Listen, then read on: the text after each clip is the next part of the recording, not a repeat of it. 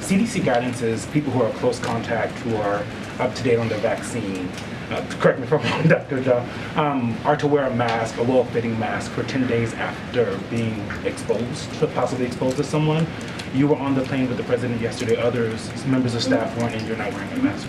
Yeah, that's why when somebody was asking me, do we have a list of close contact, I am not considered a close contact. According to the CDC guidance, I am not considered a close contact.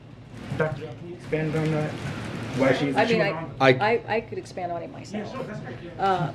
But according to the CDC guidance, yes, I was with the president, but it was under 15 minutes. I was with him in short amount of time. I was wearing my mask the whole time. So to your question, Peter, when you were asking me about that, it's not that simple. It's not that easy. There's a process that has to go through. And just because I was with the president yesterday, you all saw me with the president, I am not considered a close contact. Go ahead, Jackie. Thanks, great. Paxlovid has emergency use authorization for patients who are at high risk for progression to severe disease. So clinically speaking, either because of this diagnosis or his age or any underlying conditions or otherwise, is the president at high risk for progression to severe disease?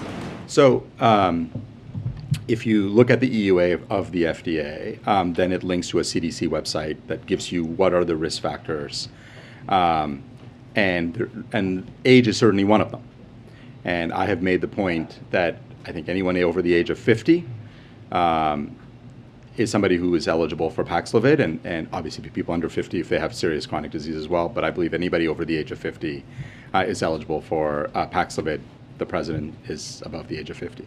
And then can you just confirm for us that there were no positive cases around the president in the last couple of days, or that he was not a close contact of anyone who was positive? I think you've answered this, but feel free. Yeah, I've already answered.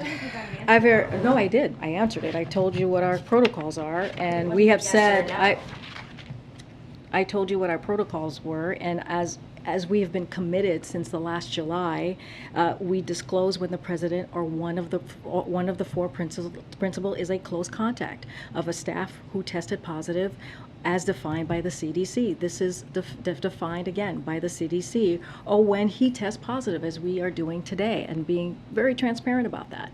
Wait, we didn't hear from you that that's a no?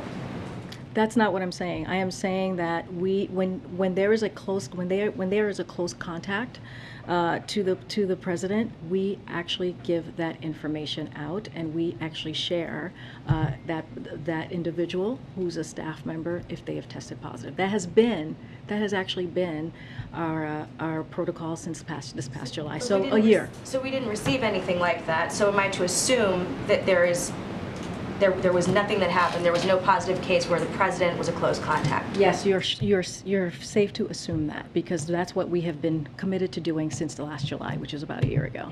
Okay, we're going to go continue. Go ahead.